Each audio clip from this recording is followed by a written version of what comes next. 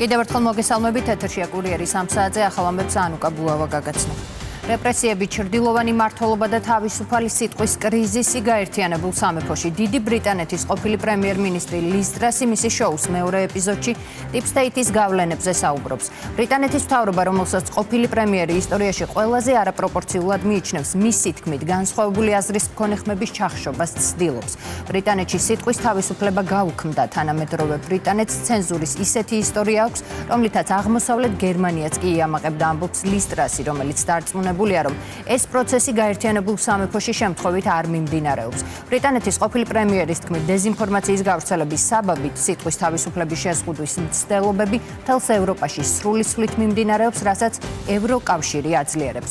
კიდევ რა თქვა ბრიტანეთის ყოფილმა პრემიერმა შოუს მეორე ეპიზოდში, ამას უკვე შოთა ფალავანდიშვილი გვეტყვის, რომელიც პირდაპირ ეთერში გვიერთდება. შოთა, გისმენთ. ბრიტანეთის ყოფილმა პრემიერ-მინისტრმა საკმაოდ ვრცელ გადაცემაში, რომელიც YouTube-ზე ლის ტრასის, ასე ვთქვათ, ავტორობით გადის, არაერთი მნიშვნელოვანი თემა მიმოიხილა. მათ შორის ლის ტრასმა ისაუბრა იმ ცივილიზაციურ გამოწვევებზე, რომელიც ახლა ბრიტანეთს და ევროპას უდგას, მათ შორის საუბარია მიგრაციის პრობლემაზე, ასევე, ასე ვთქვათ, უკანონო გადაწყვეტილებებზე, სიტყვის თავისუფლების შეზღუდვაზე და იმ გამოწვევებზე, რამაც დღევანდელი ევროკავშირი და ბრიტანეთი გარკვეულწილად ასე ვთქვათ, ინსტიტუციურ კრიზისამდე მიიყვანა. განსაკუთრებულ აქცენტს ლის ტრასი აკეთებს ეგრეთ წოდებული Deep State-ის უხილავ ხელზე და მმართველობის იმ მეთოდებზე, რომელიც რეალურად დემოკრატიას, ანუ ხალხის მმართველობას აცილებს, ასე ვთქვათ, საერთო პოლიტიკურ სპექტრს და აჩენს გარკვეულწილად ბიუროკრატიისა და ეგრეთ წოდებული კორპორაციების მხრიდან მიღებულ გადაწყვეტილებებს, რაც საბოლოო ჯამში არ მოქმედებს საზოგადოების ინტერესების სასიკეთოდ. ქვეყანას არა ის ადამიანები მართავენ, ვიცაც ჩვენ ვირჩევთ, არამედ მართავენ ტექნოკრატიული ელიტები და ბიუროკრატიული ინსტიტუტები. არსებობს ძლიერი ინსტიტუციებისგან შემდგარი Deep State, რომელიც ბლოკავს ცვლილებებს და აუქმებს დემოკრატიულ გადაწყვეტილებებს. დიახ, გადაწყვეტილებებს იღებენ პასუხისმგებლობის არ მქონე სტრუქტურები და არაარჩეული პოლიტიკოსები. გადაცემაში ბრიტანეთის ექს-პრემიერი განსაკუთრებულ როლს და ადგილს უთმობს სიტყვისა და გამოხატვის თავისუფლების შეზღუდვას, რომელიც მისი აზრით განსაკუთრებულად ბრიტანეთში პრობლემას წარმოადგენს. ლის ტრასი ფიქრობს, რომ ასე ვთქვათ, ფაშისტური ეპოქის გერმანიასაც კი შეშურდებოდა იმ სახის სიტყვისა და გამოხატვის თავისუფლების შეზღუდვის, რომელიც დღეს არის მათ შორის ბრიტანეთსა და ასევე ევროკავშირში. ტრასის აზრით მნიშვნელოვანი ისიც, რომ მაგალითად შესაძლებელია დღევანდელი მმართველობის პირობებში ბრიტანეთმა, ასე ვთქვათ, საპოლიციო ღონისძიება გაატაროს ისეთი პერსონის მიმართ, რომელიც განსხვავებულ აზრს გამოთქვავს, მათ შორის თუნდაც აბორტებთან ან მიგრაციასთან დაკავშირებით, საკუთარ სოციალურ ქსელშიც კი ლის ტრასი ფიქრობს, რომ მნიშვნელოვანია მსგავსი სახისა და შინაარსის მიდგომები შეიცვალოს, რამე თუ ეს აფერხებს როგორც ბრიტანული დემოკრატიის, ისე ევროპული დემოკრატიის განვითარებას. ბრიტანეთის ექს-პრემიერი აგრეთვე განმარტავს იმასაც, რომ წლების განმავლობაში შექმნილი კლიშეები, რომელიც ასე ვთქვათ, ფუნქციონირებს, დიდწილად აფერხებს განვითარებას აღნიშნული საზოგადოებების და უკან ხევს ყველა იმ დემოკრატიულ მიღწევას, რომელიც საუკუნეების განმავლობაში ევროპის კონტინენტზე შენდებოდა. 30 people per day. ბრიტანეთში დღეს 30 ადამიანს აპატიმრებენ აზრის გამოხატვის გამო. ეს რუსეთსა და ჩინეთზე მეტია, თუმცა ვფიქრობ, რომ მათ ამ ქვეყნებში ხალხის გაჩუმების სხვა გზებიც აქვთ. თანამედროვე ბრიტანეთს ცენზურის ისეთი ისტორია აქვს, რომლითაც აღმოსავლეთ გერმანიაც კი ამაყებდა. ხელისუფლება მიზანში იღებს ადამიანებს, რომლებიც ლოცულობდნენ აბორტის კლინიკების გარეთ. კაცს, რომელიც ყუნას წოვს და თუნდაც ადამიანებს, რომლებიც Twitter-ზე ხუმრობენ. ეს შემთხვევით არ ხდება. ამის მიზანია ბრიტანელებს ხელი შეუშალოს იმის თქმაში, რასაც ფიქრობენ. ქვეყანა ღარიბდება. ჩვენ წალეკილები ვართ მასობრივი მიგრაციით. ეს მთავრობა არის ყველაზე არაპოპულარული ისტორიაში და ელიტების პასუხი არ ყოფილა საკუთარ თავში ჩახედვა. ეს არ არის საზოგადოების მოსმენა. მათი პასუხია მცდელობა ჩაახშონ განსხვავებული აზრის მქონე ხმები. საქმე მხოლოდ ბრიტანეთს არ ეხება. მთელ ევროპაში დეზინფორმაციის გავრცელების საბაბით სიტყვის თავისუფლების შეზღუდვის მცდელობები სრულისვლით მიმდინარეობს.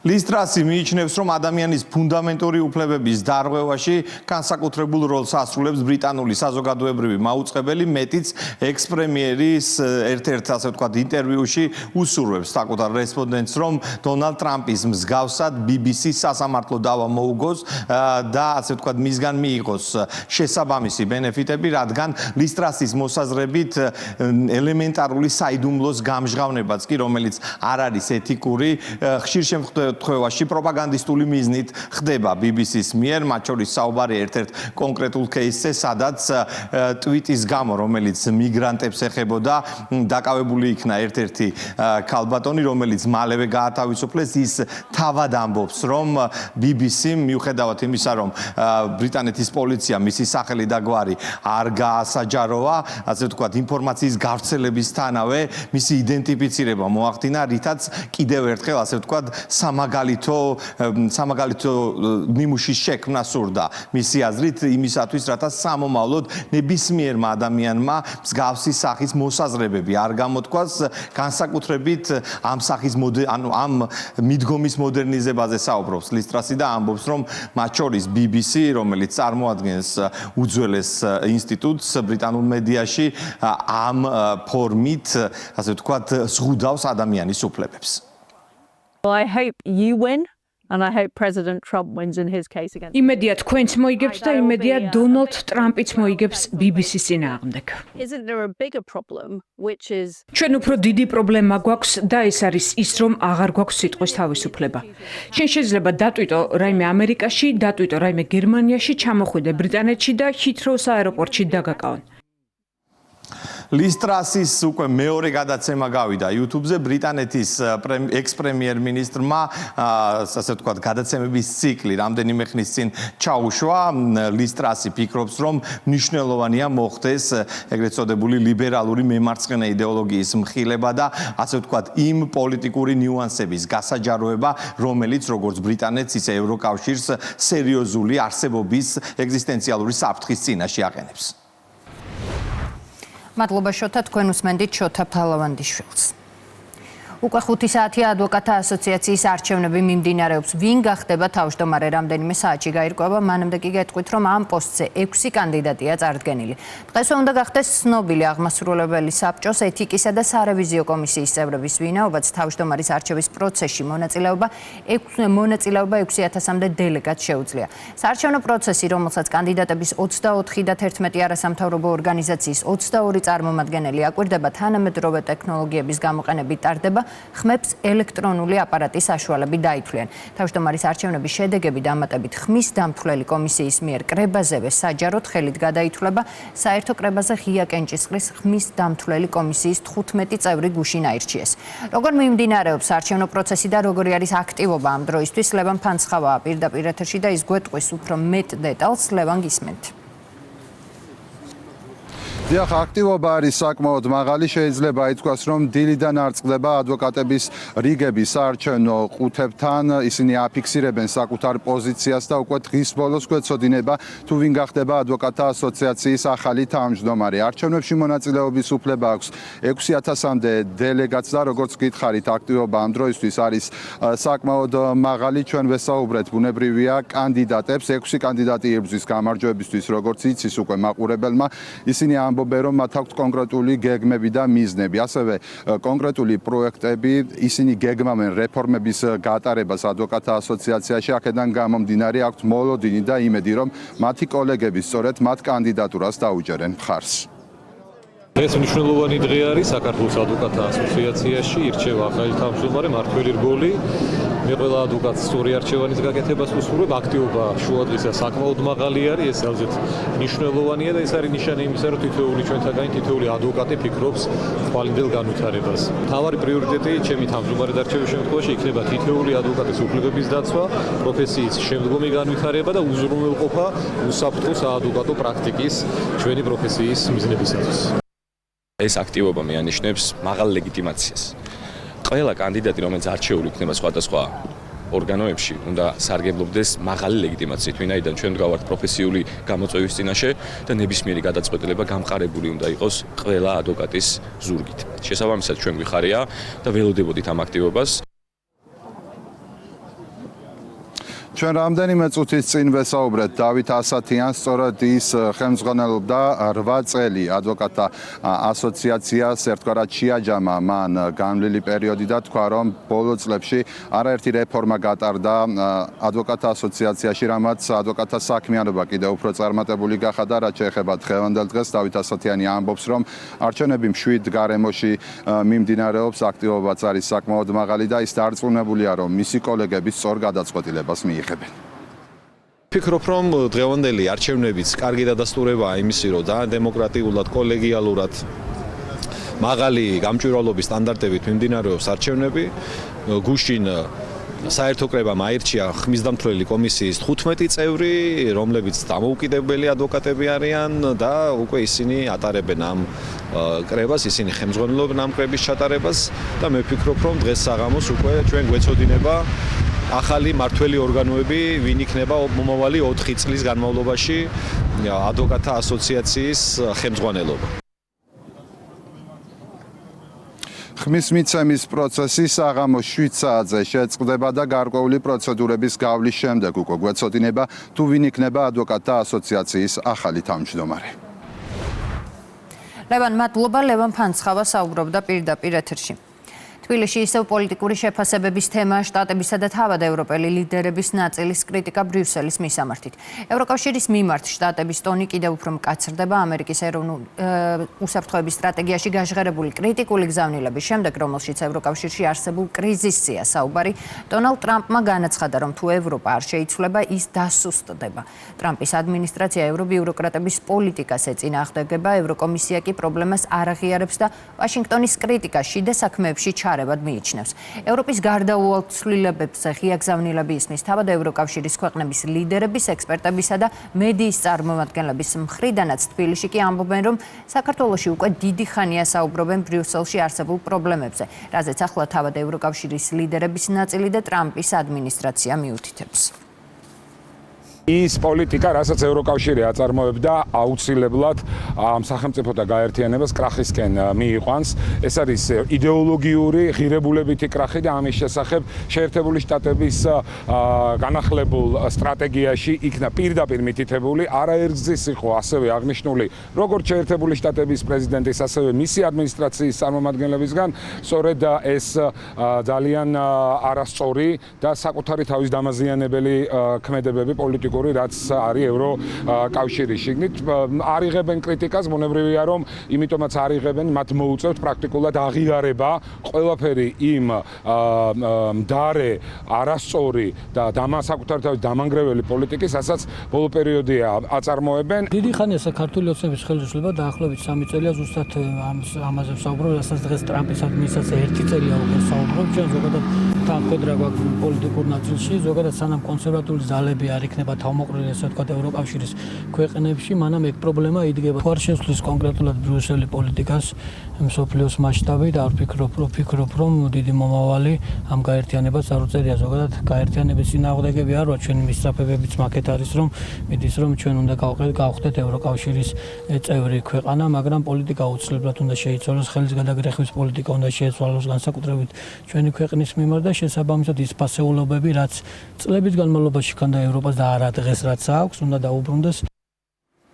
Eagle Hills-ის ინვესტიციასა და საერთაშორისო მაგალითებზე ისაუბრა სოციალურ ქსელში გავრცელებულ ვიდეოში ჯანდაცვის ექსპერტმა გიორგი ფხაკაძემ.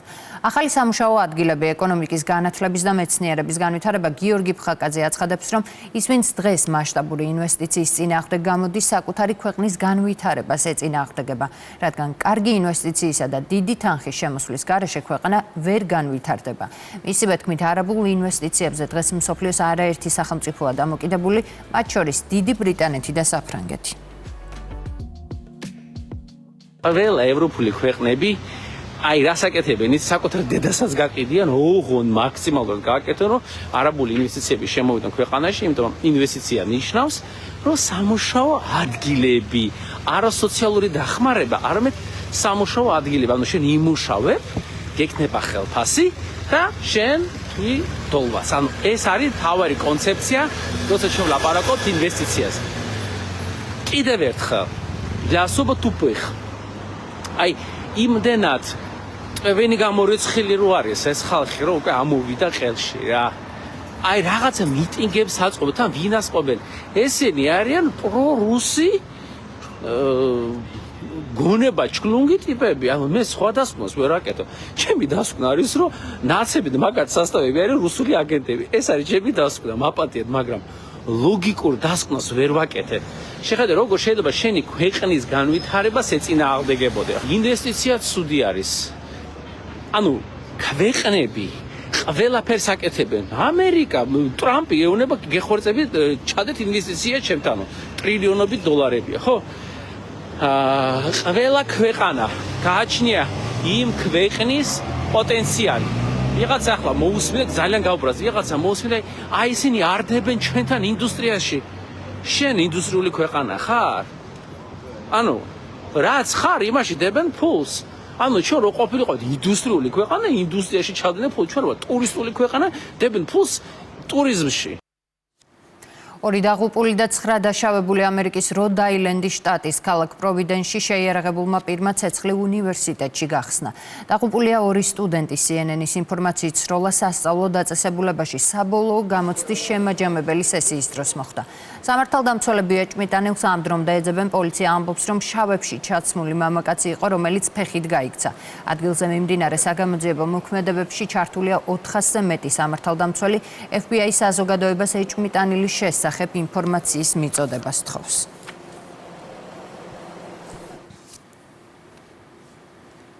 მოლაპარაკებები ომის დასრულებაზე რა პერსპექტივა აქვს დიპლომატიურ ძალისხმევას ტრამპი უკრაინის პრეზიდენტის პასუხს ელოდება.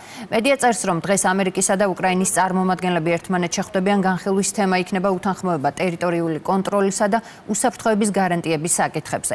ამერიკული გეგმის ერთ-ერთი ნაწილია დონეცკის ოლქში თავისუფალი ეკონომიკური თუ დემილიტარიზებული ზონის შექმნა. თეთრმა სახლმა უკვე განაცხადა, რომ ტრამპის საომარ მოქმედებებში ჩართული მხარეების გამო იმედგაცრუებულია და განსაკუთრებულად უკმაყოფილოა უკრაინის პრეზიდენტით. შეხვედრის დეტალები უცნობია. ზელენსკიმ დაადასტურა, რომ უკრაინული მხარე უახლოეს დღეებში ამერიკულ მხარესთან და ევროპელ პარტნიორებთან შეხვედრისთვის ემზადება. ის კუპიანსკში ჩავიდა და ვიდეო მიმართვა გამოაქვეყნა. მემზადებით ამერიკულ მხარესთან და ჩვენს ევროპელ მეგობრებთან დაგეგმილი შეხვედრებისთვის. ბერლინი რამდენიმე ღონისძიებას უმასპინძლეს. შევხვდები პრეზიდენტ ტრამპის წარმომადგენლებს. ასევე გაიმართება შეხვედრები ჩვენს ევროპელ პარტნიორებთან. მოლაპარაკებები შეეხება ომის დასრულების პოლიტიკურ შეთანხმებას. შანსი ამჯერად დიდია. ეს გადამწყვეტი იქნება ყველა ჩვენი ქალაქისთვის და უკრაინული საზოგადოებისთვის. მუშაობთ, რათა უკრაინისთვის გარანტირებული იყოს ღირსეული მშვიდობა. პირველ რიგში უზრუნველყოფილი უნდა იყოს გარანტია იმისა, რომ რუსეთი უკრაინაში მესამედ აღარ შემოიჭრება. ისრაელის თავდაცვის ძალების ცნობით ქალაქ ღაზაში ერთ-ერთ ავტომობილზე თავდასხმის შედეგად ჰამასის უფროსი მეთაური მოკლეს. საუბარია რაით საედზე, რომელიც 2023 წლის 7 ოქტომბერს ისრაელზე მომხდარი თავდასხმების ერთ-ერთი ორგანიზატორი იყო. თუმცა ჰამას საედის დაღუპვის შესახებ ინფორმაცია არ დაუდასტურებია. ამასთან ღაზის ჯანდაცვის ორგანოების ინფორმაციით ავტომობილზე თავდასხმის შედეგად დაიღუპა 5 და დაშავდა სულ მცირე 25 ადამიანი. ისევ საქართველოს პოლიციამ ნარკოდანაშაულის ბრალდებით 5 პირი დააკავა. განსაკუთრებით დიდი ოდენობით ნარკოტიკული საშუალებების უკანონო შეძენა, შენახვისა და რეალიზაციის ხელშეწყობის ბრალდებით დაკავებულებს შორის 1 წარსულში ნასამართლები, 2 კი უცხო ქვეყნის მოქალაქეა. პირადი საცხოვრებელი სახლებისა და ავტომობილების ჩხრეკის შედეგად სამართალდამცველებმა სარეალიზაციოდ გამზადებული განსაკუთრებით დიდი ოდენობით ნარკოტიკი, მათ შორის მეთადონი, ალფა-პვპ, ტეტრაჰიდროკანაბინოლი და გამომშრალი მარიხუანა ამოიღეს. ერთ-ერთი დაკავებულის ბინიდან ამოღებულია უკანონო ცეცხლსასროლი იარაღები და საბრძოლო მასალაც. დანაშაული 20 წლამდე ან უვადო პატიმრობას ითვალისწინებს. შინაგან საქმეთა მინისტრმა სამუშაო შეხვედრა გამართა კახეთის პოლიციის დეპარტამენტში. გეკა გელაძემ თანამშრომლებს ახლად დანიშნული დირექტორი გიორგი ოთარაშვილი წარუდგინა. ყოფილ ხელმძღვანელ ლაშა გოგნიაშვილს კი გაწეული საქმიანობისთვის მადლობა გადაუხადა. სამუშაო შეხვედრის დროს უწყების ხელმძღვანელმა დანაშაულთან ბრძოლისა და საპოლიციო პრევენციული ღონისძიებების შესახებ დეტალური ინფორმაცია მიიღო და პრიორიტეტული მიმართულებები განიხილა. გეკა გელაძე კახეთში სამინისტროს სხვა სტრუქტურულ დანაყოფებსაც ეწვია, მათ შორის დაათვალიერა თელავში მდებარე მომსახურების სააგენტოს სამუშაო სივრცეები, ტექნიკა, აღჭურვილობა და თანამშრომლებთან შეხვედრა გამართა. მინისტრთან ერთად სამუშაო შეხვედრებს მოადგილეებიც ესწრებოდნენ. დილიდან ზარალ სითვლიან კახეთში გვიანღამით მოსულმა სტიქიამ რეგიონში რამდენიმე მუნიციპალიტეტი დააზარალა, მათ შორის თელავი. ძლიერი ქარის შედეგად დაზიანებულია საცხოვრებელი სახლის სახურავები, მოგლეჯილია ხეები და ათასობით აბონენტს ელექტროენერგია არ მიეწოდება. სტიქიის ზონაში იმყოფებიან ადგილობრივი ხელისუფლების წარმომადგენლები, მათი თქმით სამუშაოები ინტენსიურად მიმდინარეობს, ზარალს კი სპეციალური კომისია ითვლის.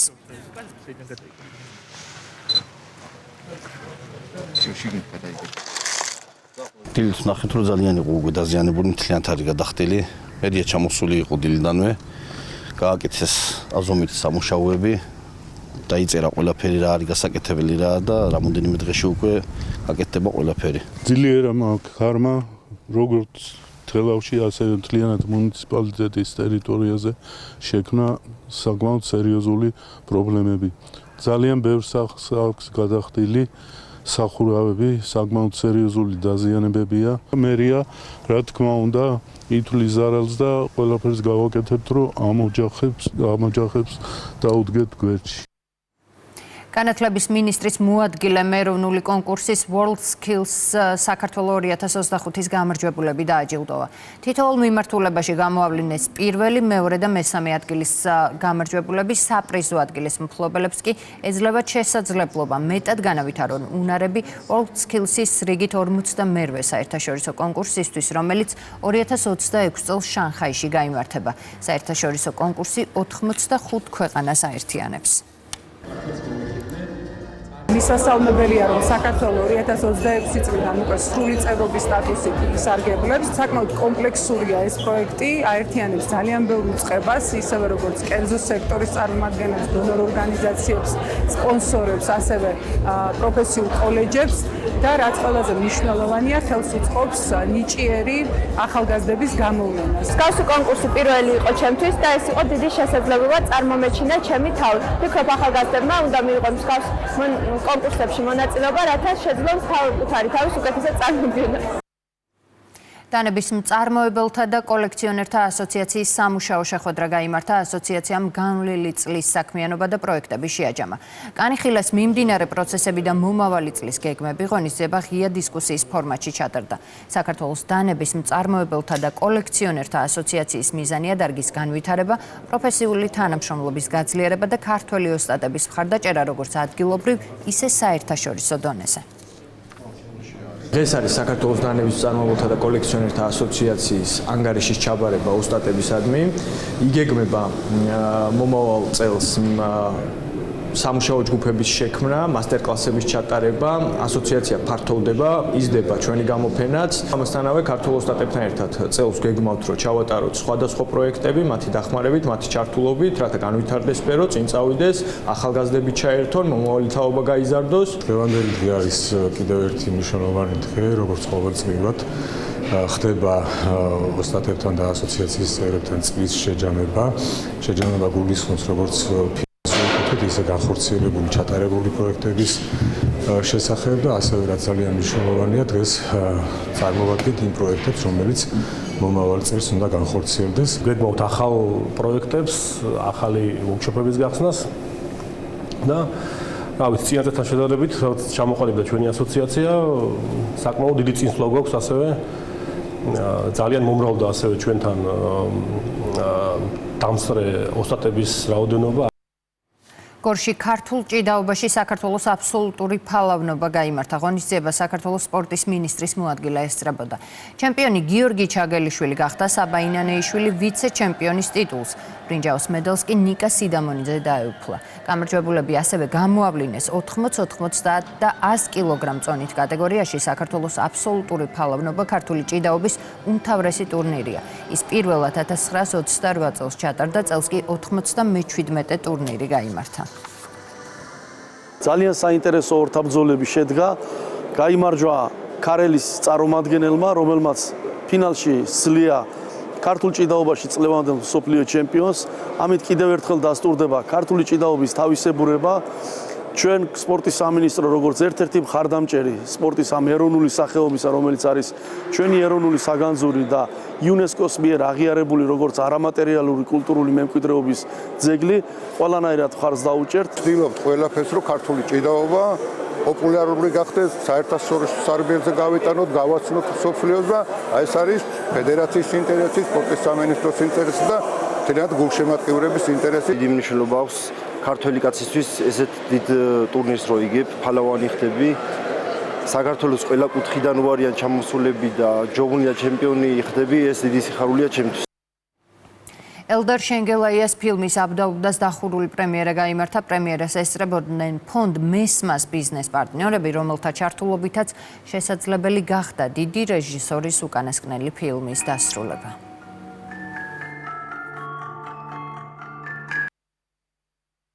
ელდარის შემოქმედება ისეთია, რომელიც მიუხედავად იმისა, რომ უაღრესად ეროვნული ქართული არის, ის მთელ მსოფლიოში იწვევს უდიდეს სიხარულს შეხება ამ ხელოვნებასთან, ნახვა ამ ხელოვნებასთან. მადლობას გიხდით კიდევ ერთხელ თქვენ, რომ თანამშრომლობთ მესმასთან და მადლობა ამ დიდ სახელებს და გვარებს, რომლებიც ქმნიან დიდ ქართულ ხელოვნებას და ერთ-ერთი პირველ რიგში სწორედ მე-20 საუკუნეში ელდარ შენგელაია.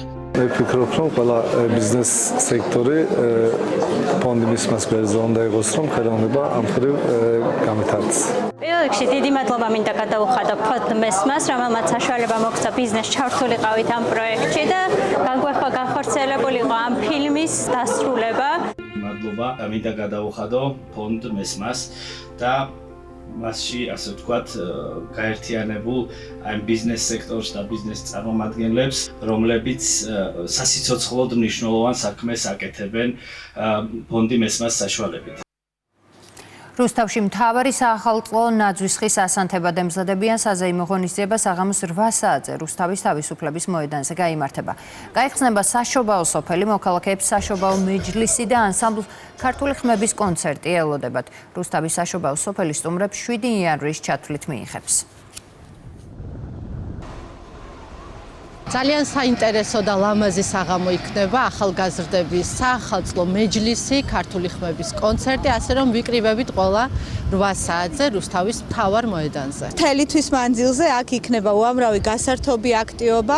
20 დეკემბერს უმასპინძლებ მთელი დღის განმავლობაში პატარებს, მათთვის მოეწყობა სპეციალური აქტივობები. 21 დეკემბერს გვექნება ზვიად ბოლქვაძის და რანინელების კონცერტი. 26 დეკემბერს გვექნება ძალიან მრავალფეროვანი კონცერტი, სადაც ასევე რუსთაველებისთვის საყვარელი ჯგუფი რეგიონი გვეყოლება. საბავშვო ევროვიზია 2025-ის გამარჯვებული საფრანგეთი გახდა, საქართველოს მესამე ადგილზე გავიდა. 2025 წლის საბავშვო ევროვიზიის სიმღერის კონკურსზე ფინალურ შოუზე მაყურებლის წინაშე საქართველოს წარმომადგენელი ანიტა აბგარიანი მე-15 ნომრად წარდგა. საქართველოს წარმომადგენელმა საკონკურსო სიმღერა Shine Like a Star შეასრულა. საფრანგეთმა ჟიურისგან 152 ხმა, ონლაინ კი 96 ქულა მიიღო. ანიტა აბგარიანმა კი ჟიურისგან 121 ქულა მიიღო, ხოლო ონლაინ ხმებით 55. 2025 წლის საბავშვო ევროვიზიის კონკურსში ევროპის 18 ქვეყანა მონაწილეობდა, საქართველოს კონკურსს მეორედ უმასპინძლა.